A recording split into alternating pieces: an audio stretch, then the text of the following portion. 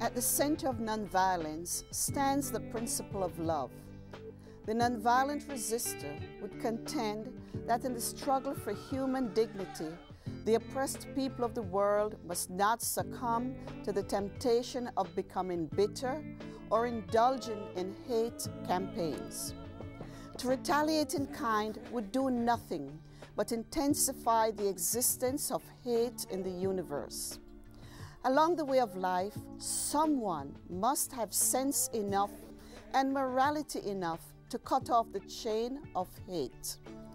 This can only be done by projecting the ethic of love to the center of our lives. This is from Strength to Love by Dr. Martin Luther King, Jr. Welcome to our program, Journeying Through Civil Rights Movement and a recent Civil Rights Educational Freedom Tour. I am Yvonne Stevens in the Office of Equity and Diversity, and joining me are Professor and Historian Dr. Alonzo Smith and two of his students, Zolani and James. May 4th, 2011 marked the 50th anniversary of the Freedom Bus Ride. This reminds us of the people who stood up for equal justice and supported the civil rights movement dating back to the 1950s and 1960s. Dr. Smith, as a historian, please share with us your memories and give us some important information about the civil rights movement of that era. Certainly. Well, first of all, thank you, Yvonne, for inviting me to the program. I have some memories, and then I have what I've studied. I grew up in Washington, D.C. during the 1940s and 50s, and so I have personal first-hand recollections. It may surprise some people that I went to segregated schools, and I remember that very vividly. There was a white school in my neighborhood and a black school in my neighborhood right down the street, and I went to the black school. So I remember that. My mother was a civil rights activist. She worked with the NAACP. So I have those memories. I remember Maryland very well. I mean, the Jim Crow signs right out here on Rockville Pike, and it was all over Maryland. Maryland was a Jim Crow southern state. So I remember those times. And so since I've made my career out of studying civil rights, you know, I've been amazed to see the changes that have taken place in the past half century in this country. I think back then we could not have anticipated, looking ahead 50 years, how many changes would have taken place because of the people that you saw on your tour and the people who were involved in the movement. As a professor, how do you share and involve your students in learning and experiencing what civil rights means? Well, I do that in a variety of ways. Of course, first of all, through my lectures and through showing videos like Eyes on the Prize, and there's just a number of videos are available on YouTube and through the campus library and so forth. I also have guest speakers. For example, we had Mr. John Roberts, who was one of the Farmville demonstrators in my class. I've had other local civil rights demonstrators come and speak to my students. I also encourage them to visit museums. For example, this past spring, my students visited the National Museum of American History at the Smithsonian, where they saw the Greensboro lunch counter. There's a section of it down there in the American History Museum. So there are all kinds of ways that students can get direct knowledge of civil rights. Zolani, as a student, why do you think it is important for everyone, and especially students, to learn about civil rights and civil rights movement? I believe it's important because it's part of our history. And as a young person, I get the sense that our present generation does not understand the significance of the privileges we have, we have almost inherited. And by learning the struggle that those before us went through, not only would we gain, I guess, a more sincere appreciation, but we would also live up to the responsibility to use the opportunities that we have been given. Okay. And James, how are the civil rights struggles of the 1950s and 1960s relevant in your lives and in the lives of Americans in general? Well, due to the hard work of the heroes from back then, that actually gives us, or should give us, the younger generation or the more current generation inspiration to try to step out and do our own thing and to, as I would say, step outside the box or at least be more original. There's a lot of people now who are just trying to copy others, and they're just really copying the ones that are around them that they see. They're not looking back in the past when people actually had something to fight for, would stand up and had a reason to fight. Now, as Alani said, people are more privileged, so they don't seem to want to work as hard. They feel that it's their right to have certain other rights or privileges, even though it is their right now, but that's only due to the blood and sweat of our ancestors or people from the past. Okay, thank you. And Zolani, do you think enough is being done to educate people about the civil rights movement? No, I do not. I believe probably one of the reasons why is because the mistake is being made of the civil rights movement being made synonymous with African American history. And I feel those who are teaching or who set up the school systems believe that if they're going to place so much emphasis on having to teach the civil rights movement, then they should also place enough, or put in as much time into teaching Native American history, teaching Hispanic American history. And I guess that's why it's just easier to gloss over it and teach the dominant history. Very observant. James, do you think we're doing enough to educate people? I think they're doing a fairly good amount, but recently, I guess with this new No Child Left Behind Act or whatever, the school systems now don't seem to put in as much effort. They definitely don't show, I guess, appreciation or history from other races outside of the usual white America or black America. And that's actually a very good point you made, because America is a collaboration of a lot of different races and cultures. That's pretty much what makes the country what it is today. So I would say a lot more could be done. Great. Yeah. Dr. Smith? Well, I agree with both with James and Zolani. Not enough is done. I think that we have Martin Luther King Day, we have Black History Month, but we need to understand what the significance of their lives were. We need to understand what the significance of Dr. King as a peace advocate was, and how he talked about the commitment of this country to militarism and war, and how he struggled against that. So, and how he struggled against economic injustice. So when we look at militarism and poverty and violence, those are very important parts of what King had to say. There was much more than just, I have a dream. Okay.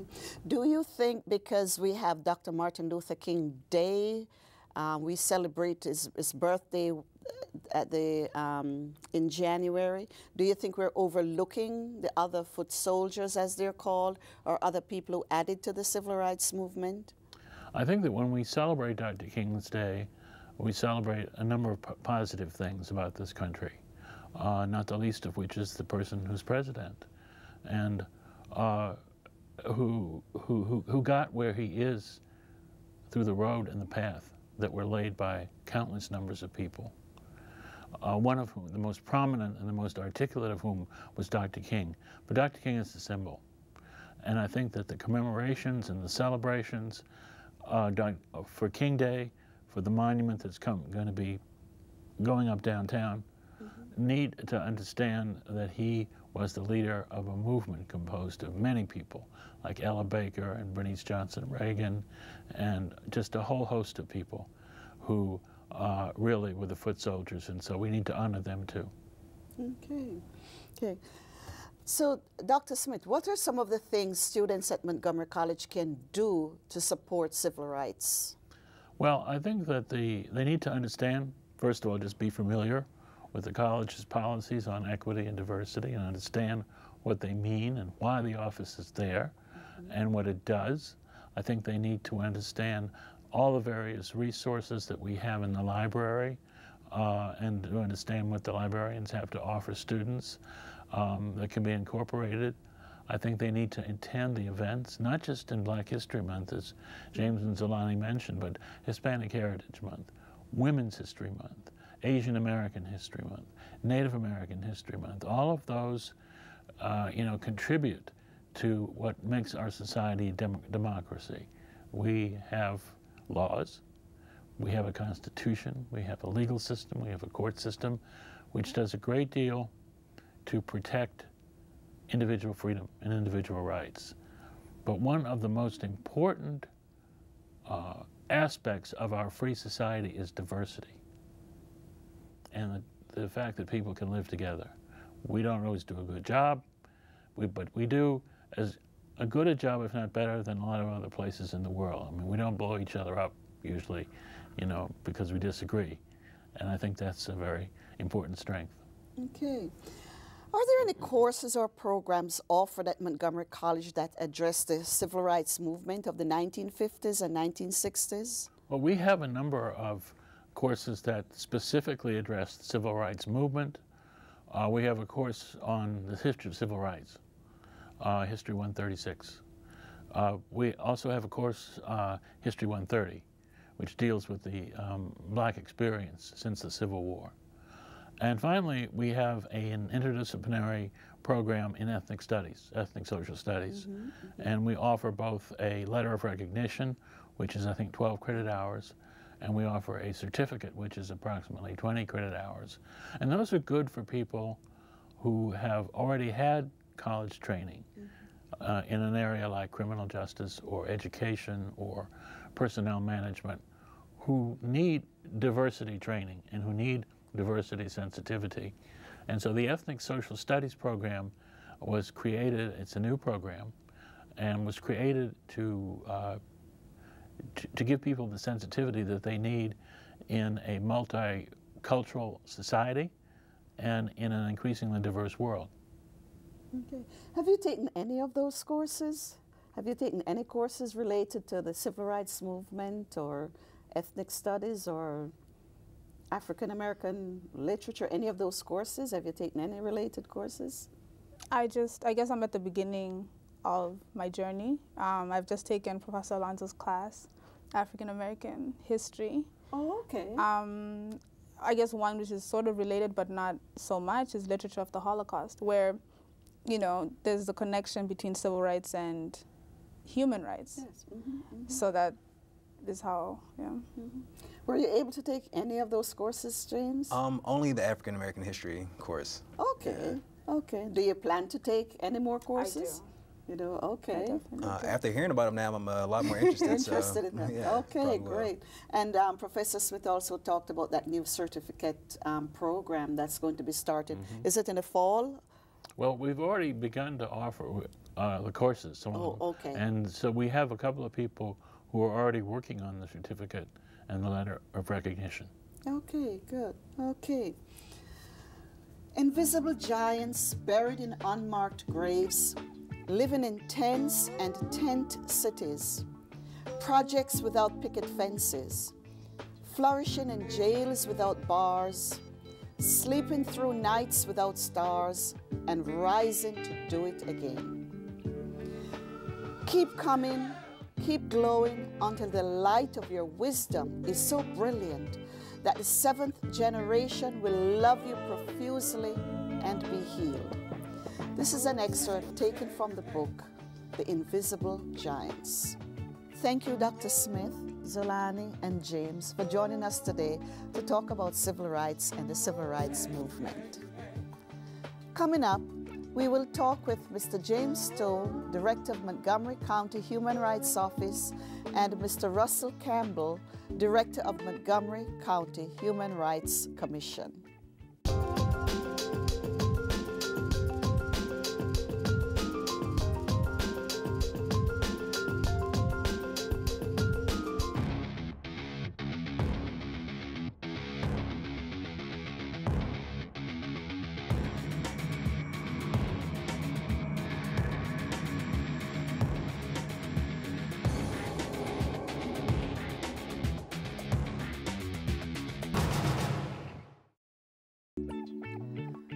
Welcome back to our program, Journeying Through the Civil Rights Movement and the recent Civil Rights Educational Freedom Tour. Have you ever taken a stand for something you believe in?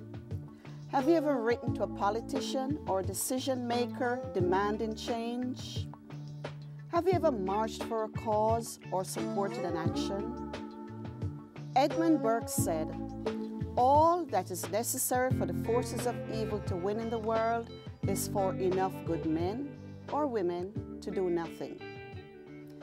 Joining us now are Mr. James Stowe, Director of the Montgomery County Human Rights Office, and Mr. Russell Campbell, Chairman of the Human Rights Commission. These men, along with their dedicated staff and volunteers, planned and implemented the 2011 Civil Rights Educational Freedom Tour. Welcome, Mr. Stowe and Mr. Campbell. Well, thank you very much. Yes. Mr. Stowe, would you please tell us about the work and importance of the Montgomery County Human Rights Office? We are established to enforce the county's civil rights code. And that is to hopefully keep our county free of discrimination in housing and employment. Public accommodations are the key areas that we deal with. And so our real task is to ensure then that every person who lives in our county has the opportunity to pursue, the opportunity to live where he or she wants to live, to work in an environment that fits their needs, and also be able to go in public places. And that's what we are charged with. We take those complaints into our office, we investigate those complaints, and we try to render a finding. And at the end of the process, we hope everybody is treated fairly, is our ultimate goal. Great. Okay. Mr. Campbell, would you please tell us about the Human Rights Commission? The Human Rights Commission consists of 15 citizens of Montgomery County. They're all volunteers, and they have various expertise that they bring to the table. We were a creation that started with a demonstration that were conducted at Glen Echo Center back in 1960. And as a result of those demonstrations, we were able to integrate the Glen Echo Park. At the same time, it became a need, they felt there was a need for a commission that would look at all of the issues of discrimination. And during the 60s, as you know, there was a lot of movement going on in the areas of human rights and civil rights. So the commission was created at that time for the purposes of looking at all of these various issues. We've developed a very strong relationship with the department over the years. And this is a symbiotic relationship. We depend on them, as he mentioned, as Director Stowe mentioned, they adjudicate some of these cases, but the ones that need to appeal then come to us. Then we have several panels that will review these cases and make a determination as to whether the cause was a just cause or we can help them take it to a different level. Excuse me. We're also involved in many outreach programs pertaining to the community, the various ethnic communities here. We make sure we have a presence there, booths there. Then we go out and teach people and instruct people how to do things. Last year we had one on racial profiling. We had then one on immigration issues. We had one on pertaining to even the changing of the TVs. Remember we had that TV conversion? We felt that people would get lost in the process. Well, we help train them and show them how to do it. So we do multiple things, and we want to continue to do that, of course. So both offices work collaboratively, but who do you report to? Who do the offices report to? The commission reports to? The commission actually is we report to the county executive and to the council. The county executive recommends to the council who's on it. The council has to approve, advise, and consent type of arrangement. So once we are approved by them, then we actually are an independent entity, but we are accountable to them. We like to provide them with information, and we're required to provide the council with statistical information about what we're doing periodically from time to time. Okay, and the Human Rights Office? Well, we report also to the county executive as well. Okay. And so our task really is to try to be the staff liaison with the Human Rights Commission, provide that staff administrative support. And then, as the chair stated, in terms of our day-to-day work, is working directly with processing and administering the Civil Rights Code of, again, Montgomery County. Okay, okay. Mr. Stowe, I do know that this tour was not the first. Would you please tell us how this tour came about, how long you've been doing it, and who have been involved? We first found out about this actually when I was at a job in another city, and I had left yet another city. In this case, a group of friends down in North Carolina had started this tour almost 9 years ago. And I found out about it when I went to Columbus, Ohio. I was director of community relations for that city, and was in contact with my colleagues who were back in North Carolina. And they talked about this tour, and I just thought it was just a marvelous thing. And so I started doing it there 2 years in that city, and then when I came here to Montgomery County, it just seemed like a very natural thing for us to do in our county, is begin to try to increase the outreach and engagement with our community. And so we felt it was critically important. So I've been involved directly for the last 5 years, 2 years here in Montgomery County. And the real emphasis that we try to put on the tour simply is to have the experience. And what I learned as I've been on this tour now for these last 5 years, and by the way, I learn something every time I go, it's a brand new experience for me, even though I've been before, is how much and how many people were engaged in this process of getting the opportunities we enjoy today. Myself as a professional in county government, to even have those opportunities, what sacrifices were actually expended on my behalf. People I will never know, individuals who may not have acquired high office, just plain folks who just gave so much of themselves and their energies and their resources to allow me to be sitting before you today. That's what I learned every single time. Good, and I can hear the passion for it. How were the participants selected, and where did the 2011 tour take you and the others? Well, the tour, of course, is open to everybody. It was not confined to any one group. We really specialized, hopefully, the tour in making it cross-generational. We believe that's the way we need to do things in our community, to help everybody engage, all ages and all races and all ethnic groups involved as well. And so persons could just simply come. We advertised, we marketed the tour, and people signed up. This year, we started our tour in Greensboro. As you know, the site of the sit-ins that took place there at Woolworth's department store.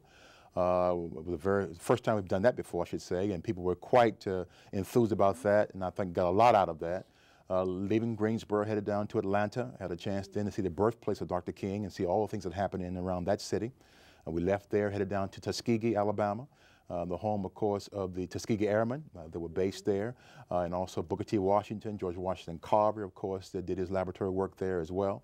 Left there, headed then back to Montgomery, Alabama. Of course, the Rosa Parks sit-ins took place there, and Dr. King's first pastorage was also there, Dexter Avenue Baptist Church in Montgomery, Alabama, and many other things we just actually enjoyed in that city. Left there and went to really ground zero for the Voters' Right Act down in Selma, Alabama, and had a chance then to walk across the Edmund Pettus Bridge.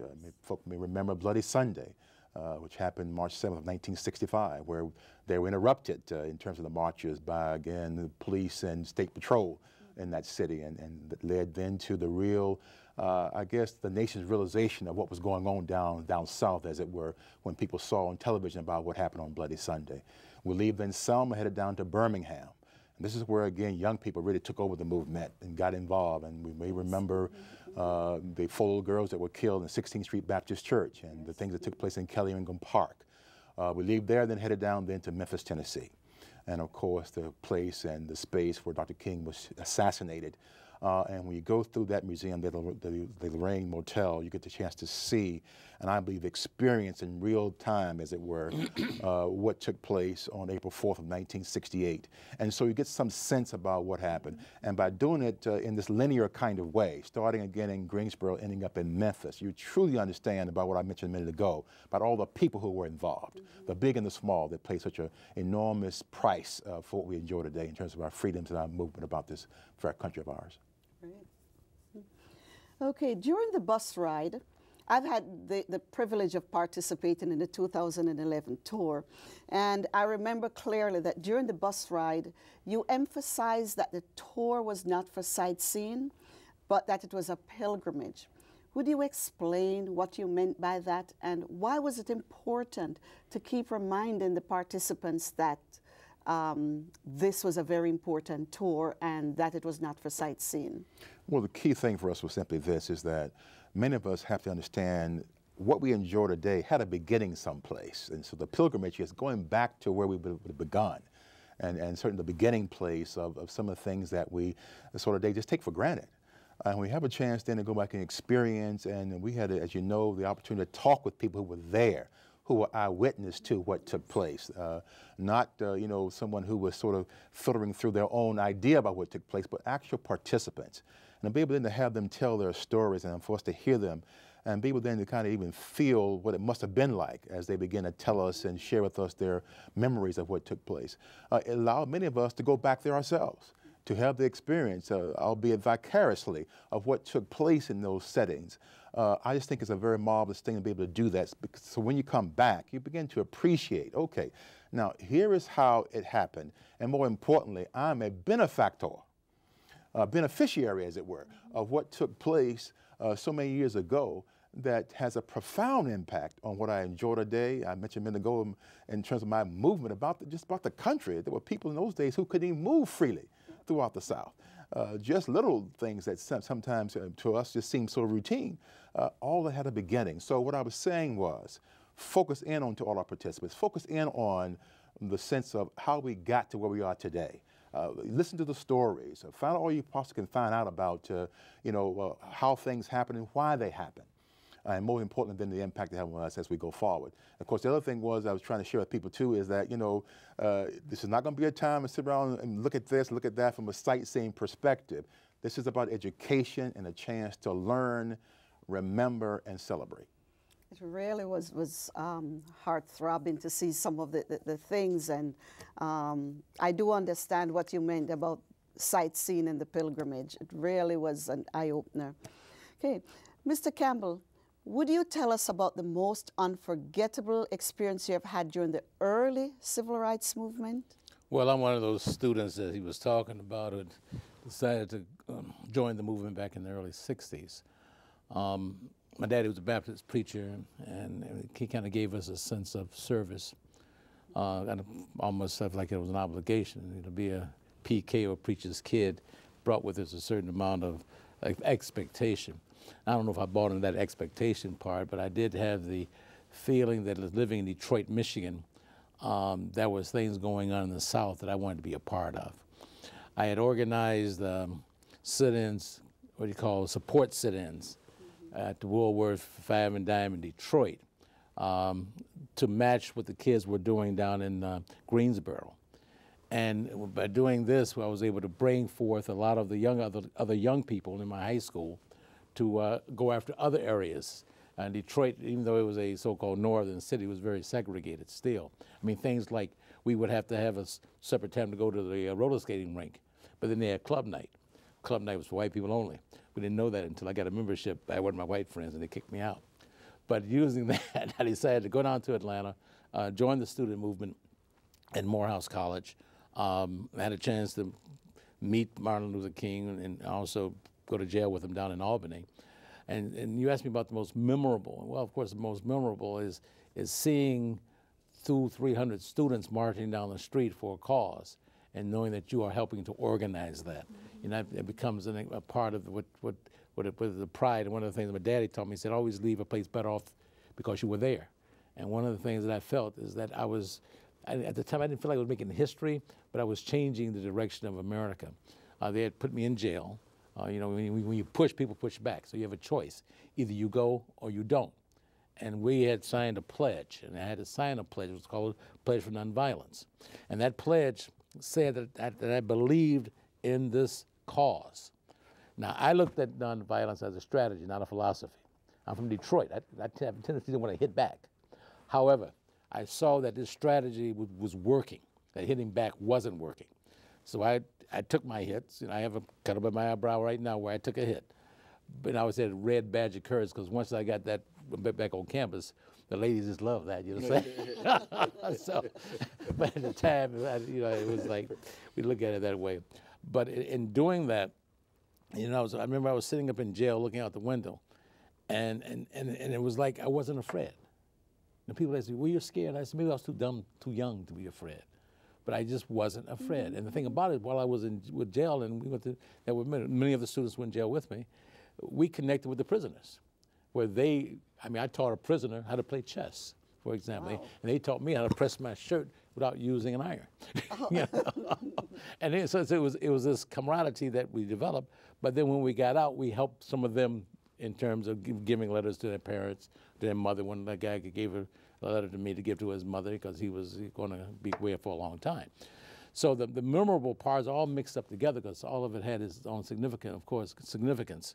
Of course, you know, in Albany, when I was involved with the movement in Albany, and went down there to work with Martin Luther King, we all went down there together because the Albany movement called us to come down there. That was memorable because there was a sense of frustration in that the Albany movement failed. And the reason it failed is that the sheriff, a guy named Sheriff Pritchett, looked at Bull Connor, what he did with the hoses that we saw. And when and he said, that's not the way to do it. The way to do it is to be kind and nice. So it was always yes, sir, no, sir, we meant getting in jail, sir. And they just continue to put us in jail, and then they filled that up, and then they put us into the stock yards at the fairground. And then they put us into other county jails throughout the area. So there was no newspaper coverage, no massive poses, no beating people. So that the Albany movement was not successful. Martin Luther King eventually left and went back to Atlanta, and we were part of the Atlanta group, so we eventually left. And then I met a lady the other night named Ms. Shara. Her husband was a SNCC person who helped organize that. She was from Albany. And you said SNCC? SNCC. SNCC yes. is a Student Nonviolent Coordinating Committee. Okay. They were the ones that coordinated what we did throughout the South, because we were like, you had entities here at Benedict College, or over here at Morehouse College, over here at Fisk, and we're all doing individual separate things. SNCC, the student organization, we had representatives on that panel, on that group, and they helped coordinate things. So if they needed 200 students to come up to Fisk, then 200 students were drawn from various places to go up to Fisk for a demonstration. Yes. But we had to be prepared. It was not like, you know, they just threw us out there. You know, we had to be prepared to take a hit. We had to go through, it was like pledging almost in fraternities or sororities in those days. You know, we had to toughen ourselves up because if you couldn't take a hit, you couldn't demonstrate. You couldn't be out there in the front. If you were not willing to take a hit and not hit back. So if you had to hit back, then you need to do something else, like, you know, be on the phone. That's when they were using the billy clubs, right? Yeah, they were using one of the axe handles is what they used on us. But so that became I don't know, a badge of courage in one capacity. But after a while, you have to scratch your head and say, wait a minute, I'm supposed to be in college. You know, you can't graduate from college if you're not in class. Okay. So I had to weigh those things, and a fellow by the name of Benjamin Mays, who was the president of Morehouse College at the time, called me into his office and said, "Hey Campbell, you know, Dad called me and he said that your priorities out of line." He was saying that you and he used this word, putting the cart before the horse. I'm 19 years old. What do I know about carts and horses? And I said, yes, sir, I understand, sir. And I walked down, went back to the movement office because my cart was the people, my horse was the movement. And that's the way I looked at it. And I moved, and that's where it functioned even to this very day. And that's, you know, even with the work I'm doing with the commission here, as a result of that continual growth and development of working for the people, the movement and human rights, all that's tied together. They make this county a better place, the state a better place, you know, and our country a better place. Didn't you have to write a letter to your dad that got published in the newspaper? Yeah. Just tell us a little bit about what happened with that letter. One time I was sitting in jail, and like Martin Luther King had a letter from Birmingham jail. Well, I had a letter to my dad because he was very upset about what I was doing, and I wrote this letter describing what I was doing and why I was doing it. And I don't know if you can see this on your there, but it was published in the Detroit papers. Okay. Now you can have this letter if you want, but it talked about that I felt that what I was doing was to destroy something that he started, meaning my father started. My father was born in 1895. His father was born a slave, therefore my grandfather was born a slave. Okay. Somebody was lynched in his community, and he went with what they call the Benevolent Society and buried the person. They burned my father's house down.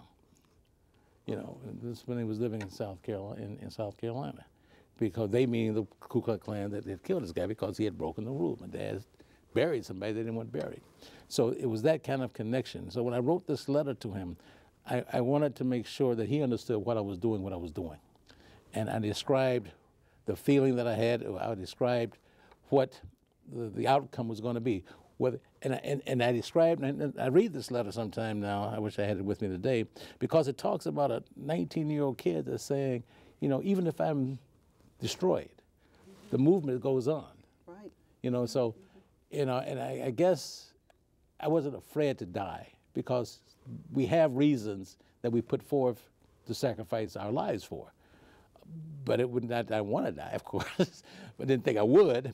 But I had to make him understand the depth of the feeling that I had. Okay. The food was lousy, but the camaraderie was strong, and we were going to move on with this thing and destroy this evil called Jim Crow. And I use that expression, you know, this feasting bird that feasts on the souls of white and black people.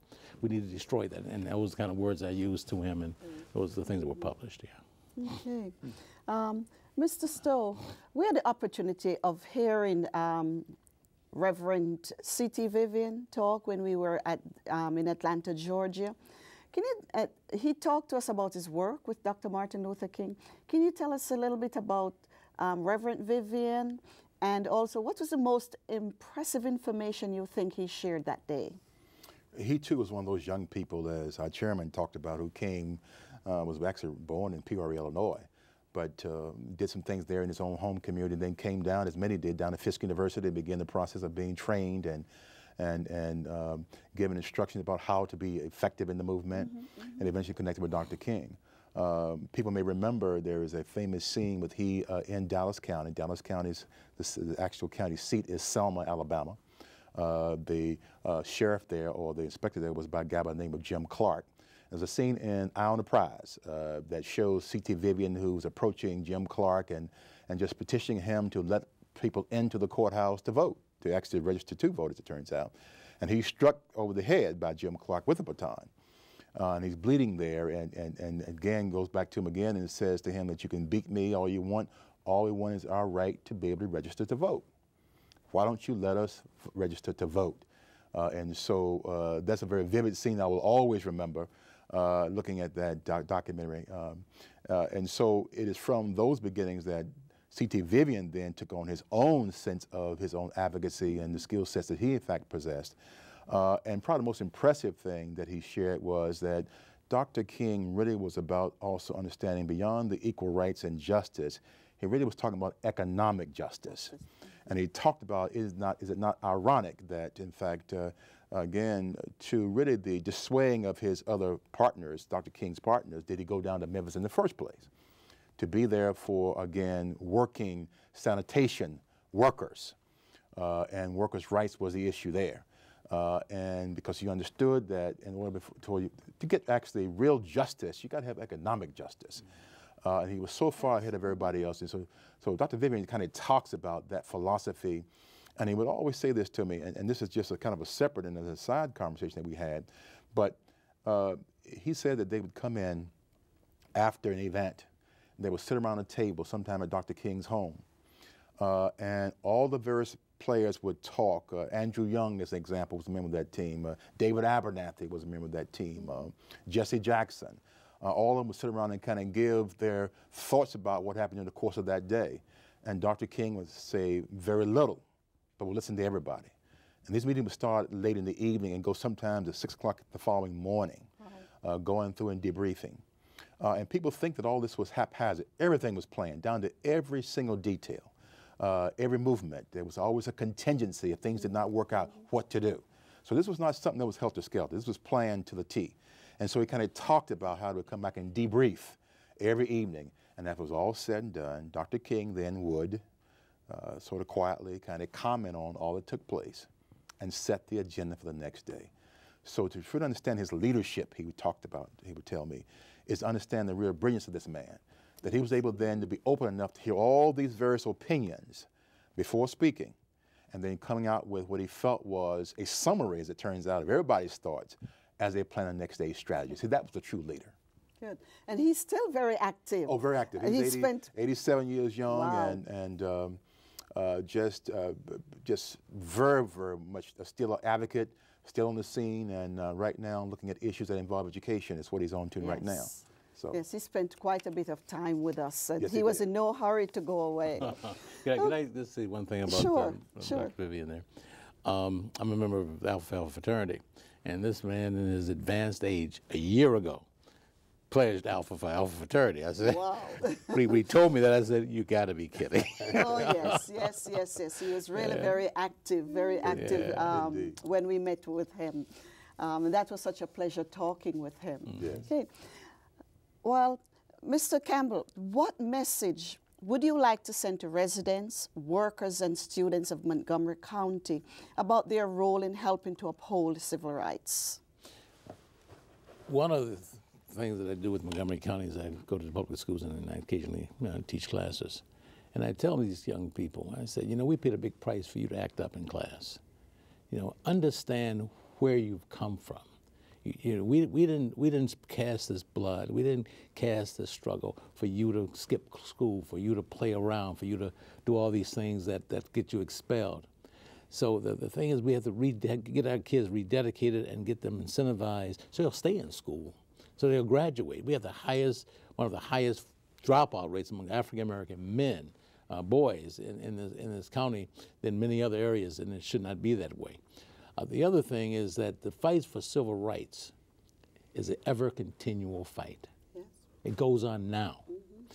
If you back off just for a second, it's not going to go away. It's going to still be there.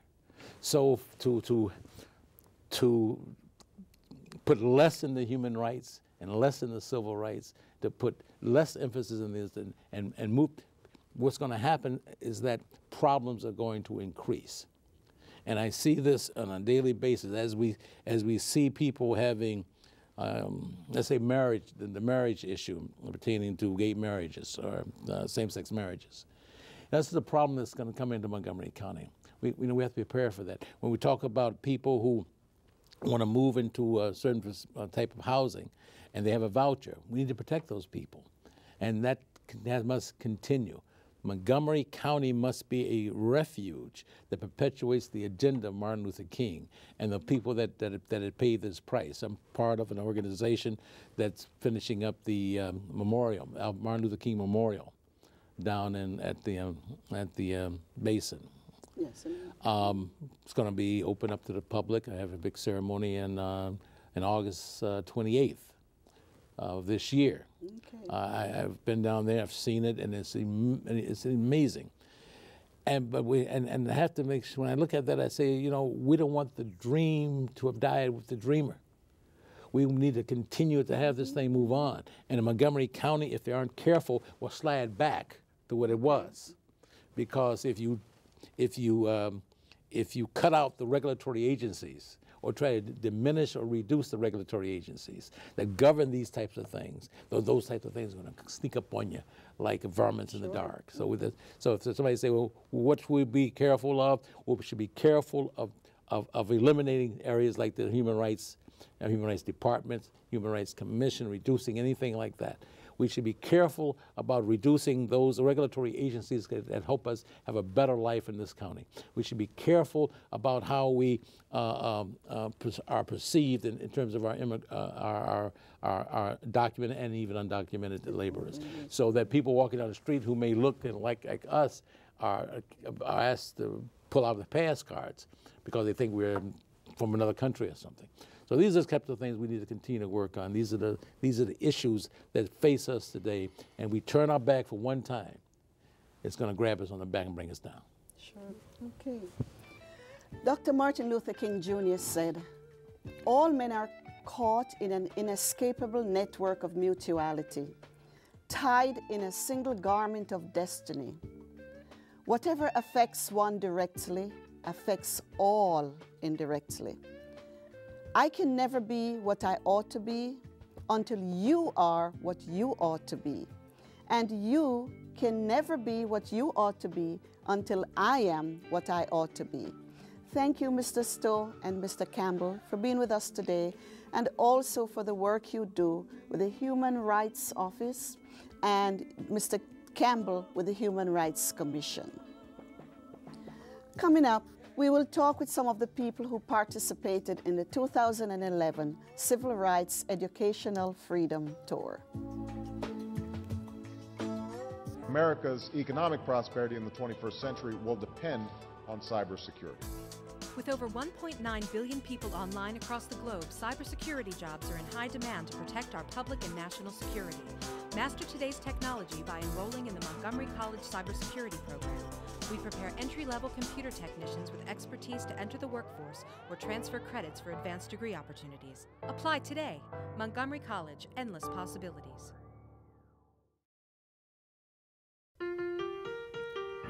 Welcome back to our program, journeying through the Civil Rights Movement and the recent Civil Rights Educational Freedom Tour.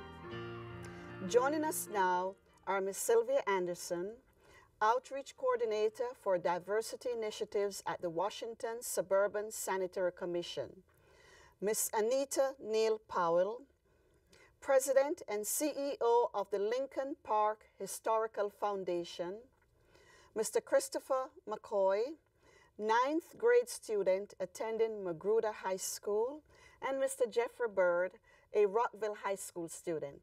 Welcome. You participated in the recent Civil Rights Educational Freedom Tour. Why was it important for you to participate? The tour was important for me to participate because I didn't really know that much about our African American roots, and I wanted to learn a little bit more. And I thought that going on the trip was right for me.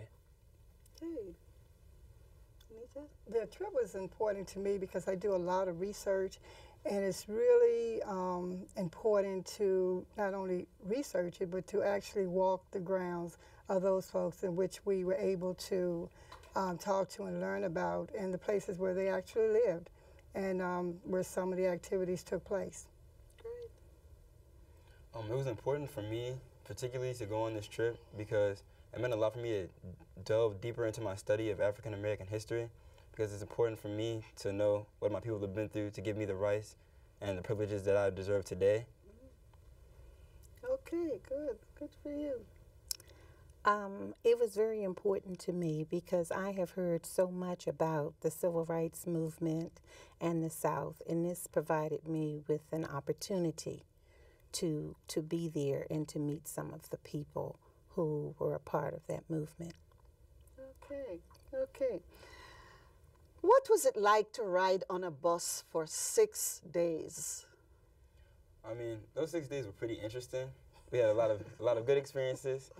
Nothing bad really happened, but it was a great time. You get to know people better. You get to find common interests. We all there for one goal, to just delve deeper into our African American roots, to discover new things we didn't know before. It was really interesting riding on those buses for 6 days, learning a lot of new things about people and places. It was really, really nice. Good. Sylvia? I would have to agree. It afforded me an opportunity to meet new people. And what I especially enjoyed was after every tour, there were reflections on the bus. And that meant a lot to me. Good. I liked the tour because not only we got to talk to new people, but when we were going through different cities in like Alabama, they had the tour guides to inform us about more of our African American history. Okay. And I really have to agree with you, Sylvia, and with Chris, and with Jeffrey and Chris. The reflections were really, really awesome. We had an opportunity to really find out that we had one of our civil rights person who started the civil rights movement as part of he's a student at Morehouse, and I think it's called like Slick, and his name was Russell Campbell. And to have a civil rights fighter with us on the bus was totally awesome. The reflections were just, I mean, just to hear the different experiences that individuals had actually gone through and to be able to share those experiences with us, I thought was really great. Good. We had some serious discussions, but we also had fun. Yes. We had a lot of fun on the bus. Okay. Were there other people doing a similar tour, and were you able to interact with any of them? I especially remember the North Carolina group and the young lady who was the educator, and she shared her style of teaching her students, yes, especially about African American history. Good. I remember both groups, the people that joined us on the tour from North Carolina and from Ohio. We met up around at the talent show. The talent show was very moving. You got to see everybody express their feelings, the way they felt about the African American movement, and to just express how they feel, like to dance, to sing, to act out. It was really amazing. It was nice to see that other people care. Good, good. Nita? My experience was that can't remember which city we were in, but the North Carolina group, you know, we were going to have a talent show, and they really thought they were going to beat us, but they could not beat Maryland at all. So we took it home. So it was really a competition that I really enjoyed, and definitely because we were on top. Good. Jeffrey? Like Christopher said, we started to meet each other at the talent show, but at every stop we would see him for a little bit. But after the talent show, that's when we started talking a little bit more and asked them what their favorite place was and like what they learned about. Okay. The talent show was a lot of fun. It was competitive, but we enjoyed being the group from Maryland, and we took the cup.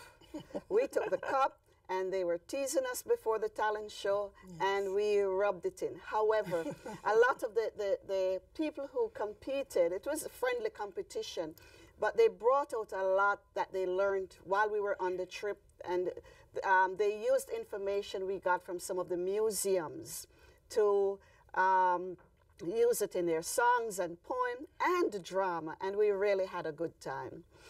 Okay, so tell us, Christopher and Jeffrey, I know you had a great time.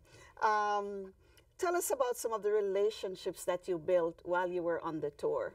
Well, while we were on the tour, when we started doing the competition, me and Chris and I, we did a skit with AC, but after we started talking to the Ohio and North Carolina people, and it was really fun getting to know them a little bit more. We would see each other at museums, and we would walk around at the museums and look at different exhibits. So it was good. Good. Christopher, tell us a little bit about the skit that you did. Oh, the skit that Jeffrey, I, and our friend from Magruder as well, AC, performed was we wanted to reenact one of the examples of what was happening during the Montgomery bus boycotts. It was of a black passenger who refused to give up his seat and another black passenger who wasn't as diligent and gave up his seat in the presence of a white bus driver and a police officer. We did that in what we perceived to be what happened in the time period when the bus boycott was going on, and we tried to do a modern day version of it. I think it turned out pretty successful. Good. It was really, really enjoyable. We had a lot of fun with that. You were tweeting and doing Facebook and all of that good stuff. Okay. Would you recommend this tour to other young adults? Actually, I really would. I would recommend this to people of all nationalities, of all ages, just so they can get a taste, so they can see what it's like for African Americans to be strong, like the strong spirit that we have overcome through everything that we've had to face. I think it's great for everybody to see. Good. How about you, Jeffrey? I think it would be a good opportunity because I think, especially in Chris and my generation, the kids, we don't take it, we take it very lightly, and I feel like what our ancestors did for us, we can't just throw away, and we have to just keep going forward. Okay, okay. What are some of the places you visited, and which one impacted you most? The place that we visited and what we impacted most was Selma, Alabama. And that was when we did the march across the bridge. And it was really nice because we got to, what was happening was there was a march that was going across, and police would stop the blacks from continuing, and they would go back, and then they'll try again. And then the third time, they had Martin Luther King with them. And so when they walked down, and the police told them that they couldn't pass, Martin Luther King, they would thought that before they took a more assertive route, but Martin Luther King, he just went on his knees and prayed, and then he just walked away. And I thought that was really, interesting how he didn't take an aggressive, he was more passive with it. But Selma was definitely the most interesting place for me. How did you feel walking over that bridge? To notice what was going on and like what people were doing for us now, I thought that it was like I was one of the people actually walking with them, and I was actually trying to put myself in their shoes and trying to like imagine back then what was happening. Okay. Anita?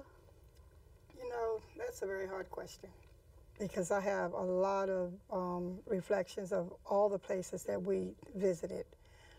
So it's really hard to say which one. So I'll just pick one.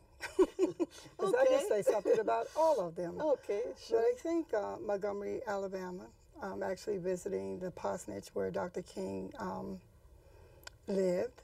And I think that there was a young lady by the name of Miss Harris who was like maybe 4 or 5 doors away from the parsonage. And she was a close friend to Miss Coretta Scott King. And when the house was bombed, she was there with her. I think Yolanda, who was the baby at that time, was in the bed in the back room, and I guess she was in the bed, in the crib. And so they all went to the back and, you know, wanted to definitely save the child. But to meet someone of her caliber, you know, she was just sitting on the front porch. She was just waving her hand. And it was something that I can't remember our tour guide at that particular place. Does anyone else remember her name at the parsonage who gave us the... No, I can't remember. I can't remember. Edith. Well, you know, she said, well, you know, you may go out and then Miss Harris may be sitting on the porch and she may be waving her hand. And sure enough, she was sitting on the porch. She was waving her hand. And so I had an opportunity to go and run down the sidewalk, the same sidewalk that Dr. Martin Luther King walked down. That was just totally amazing. So I ran down and I got a hug and took some pictures with her. But one of the things that I regret about that particular spot was that I did not get a chance to take a picture of the sidewalk. To just imagine Dr. King, we were walking on the same sidewalk that Dr. King was walking on. And that was just totally amazing to me. Good. Yes, it was. How about you, Sylvia? By far, the tour itself, everything about it was phenomenal. But being at the Lorraine Hotel and room 306, where Dr. King actually was, and, you know, he had come out on the balcony where he actually lost his life. That experience was quite emotional for me because they have preserved that spot. And I have heard so much about Dr. King from my father and, you know, from books and things of that nature. But going through that experience, he became very human to me. Almost someone that I personally knew. So that one was by far the most memorable for me and the most emotional, to include going across the street to the boarding house. Wow. Certainly was. Chris? I would like to say that Jeffrey made a very valid point with the bridge, because just to go through their footsteps, see what they've done, and recognize the determination of what our people could do. But for me, on a personal note, I would have to say the place that touched me the most was the Tuskegee Airmen's Airbase. This struck a chord with me personally because my grandfather was in the U.S. Army, the 82nd Airborne Division. So just to see how some of the things he did were similar to the tactics and the determination and the durability of the things that Tuskegee Airmen did, it really came to home with me. It really struck home with me, and that was important to me. Good. The thing that struck me most of all was to see the actual blood, the blood spots that came out of Dr. Martin Luther King. And though they told us that in a few years it will all be gone, I got the opportunity to see the real blood spots, and that struck me the most. You were able to meet several people who were instrumental in the early civil rights movement. Would you talk about one of these persons and your impression of his or her contribution to the movement? The tour guide for Selma, Alabama, I can't remember what her name was. Miss Joanne? That was Joanne. Yes, Miss Joanne. She was actually part of the march, and I remember when she was talking about what she remembered the most when she was going through the march was when one of the police officers knocked a lady down and her head hitting the pavement, and how that struck her at such a young age, and how she was there during the whole march. Great. I would have to say it's Selma as well, but that would have been Miss Annie Pearl Avery.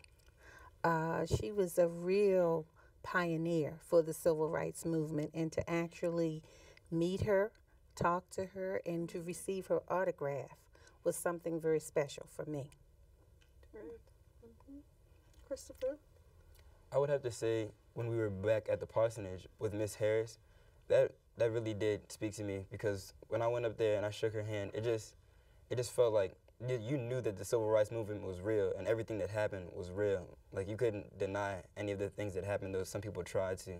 So that was really important to me. She talked about some very serious things, but she was friendly. She was very nice. She was very charismatic.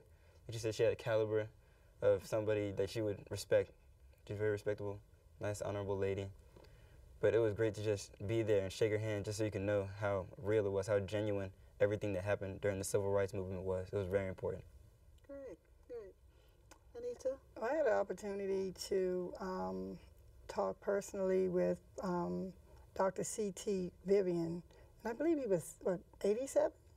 Is he about Thereabout, 87? yes. Thereabout, Yes. you know, and he was talking about his involvement in the movement. And then afterwards, we had a chance to not only talk to him, but I did buy a Dr. Martin Luther King calendar. So he was able to sign it for me, along with Russell Campbell, who was on the trip with us, who's also a civil rights fighter. So I had a double opportunity to have both of them in the same place at the same time. And that was really special to me. It just made me realize that sometimes we are around people and we know them very, very well. We need to really document them. We need to record their own personal stories, because they're right there before us, and we don't do that. So I would encourage us. You know, I mean, we had, you know, some really, really good people there, and they also had given us the opportunity to contact them again. So it was not like it was just a one-time deal. So that was very, very good for me. What impressed me a lot was some of the unsung heroes that we met that are called foot soldiers. These are people who we don't hear about them, we don't know their names, some of them are still alive, and we had the opportunity to meet them. If you remember when we went into that museum that they're rebuilding, when we went to Selma, Alabama, and we saw them working, and they were telling us that they're working because they were a part of the movement. They're old people in their 80s and going on to their 90s, and they're still working. And we had the opportunity to talk with them and be with them and see that they're still going. They still see the importance of the civil rights movement, and they're asking us to join them. So that really impressed me a lot. May I add something else? Yes, sure. I want to go back to Selma for a minute and talk about Miss Joanne. She actually took us to a park. It was a community center, and it was marked. It had a plaque in the front of it. But she also told us that's where the march actually gathered. You know, before they took off, they actually started right there at that particular park. And we were able to, some of us, and I have a rock that I picked up because to me, the rock is the foundation to where the march in Selma actually took place and where it actually started. So we will always know that there was a place that you've got to meet somewhere. A gathering always take place, and she took us to that gathering place. Yes. Yes, I remember that clearly.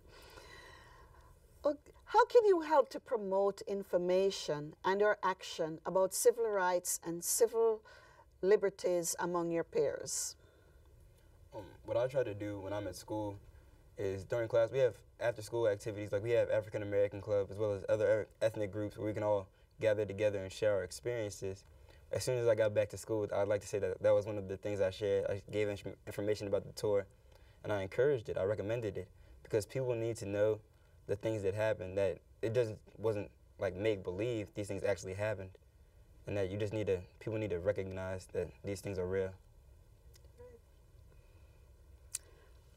I discussed it in my workplace, certainly with my family, and even the class that I was taking, and to articulate what I had experienced and my belief that everyone should have an opportunity to take this tour. It was very enlightening, and it's an experience that I will never forget. Jeffrey? After the time that we got back, I was doing a civil liberties and civil rights unit in NSL, so I kind of got the chance to share everything that we did on the trip to all my classmates, and it was lucky for me because one of my classmates was our SGA president, and they're working on creating a group to recognize heroes during that time period, and I've talked to my family about it also. Great, good. Anita? In promoting the tour, I think that I am doing, it's kind of interesting because, again, just reading and writing and researching the African American movement, or the civil rights movement, actually being on that tour, you have to be on the tour in order to really digest, to understand what really took place. And one of the things, well, we're doing a couple of things. On August 20th, we will be holding a civil rights movement program at Morgan State, and it's called Dr. King Moving Forward. And so part of that conversation that we will be having will be promoting this tour. You know, we will have Mr. James Stowe there, and I'm telling you, it's just, you know, and then we're also, it's just, I have a lot to say about that, so it's like trying to get people to understand that reading but understanding it is so important. It's a part of you. It's a part of, I mean, we have an opportunity right now to be sitting where we are. And if someone did not bleed, suffer, or die, we would not be here. We would still be in our own segregated communities. And I am just so thankful that we have this opportunity that we have right now. And so we have to promote the tour. We have to get people to really go on it. Okay. What message would you like to send out about the Civil Rights Educational Freedom Tour? I would like to talk about, I would just like to talk to a lot of people and just spread it because, like I said before, in my age group, people are taking it lightly.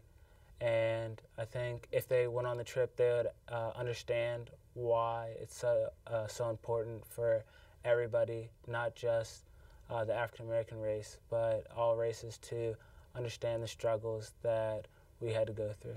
Great. Sylvia? I would have to agree. And, you know, on a personal note, my father was a news reporter during the civil rights era. So I heard a lot about that growing up, and the experience to go. Like I said, it all became very, very real for me to have been there. And it is something that I want for my son and other members of my family. Definitely. I would want to take the tour again and share it with them. Okay, that's good. While we were on the bus, there were several words that were used about the tour while we were on our way almost home. People were saying it was eye-opening, gut-wrenching, heartbreaking, tear-jerking, fantastic, awesome, all of those, all in one. This one tour, all of those adjectives were used to describe the tour. Christopher McCoy wrote, as he summed up his trip with the civil rights movement, as the tour came to an end, one could conclude that this historic trip was an eye-opening experience for me, as well as many others that participated in it. I would recommend this tour to all people, all nationalities, all ages, so that they too can witness the strength of mind and spirit of the African American nation. On this 50th anniversary of the Freedom Writers, I leave you with this message. So said Christopher McCoy, we shall overcome someday. Dr. Martin Luther King said, only when it is dark enough can you see the stars. Let us endeavor to keep the light burning. Thank you for joining us, and thank you for joining us as we journeyed through the Civil Rights Movement and the Civil Rights Educational Freedom Tour. Swing low, sweet chariot, coming forth to carry me home. Swing low, sweet chariot, coming forth to carry me home. I looked over yonder, and what did I see? Coming forth to carry me home. It was a band of angels coming after me.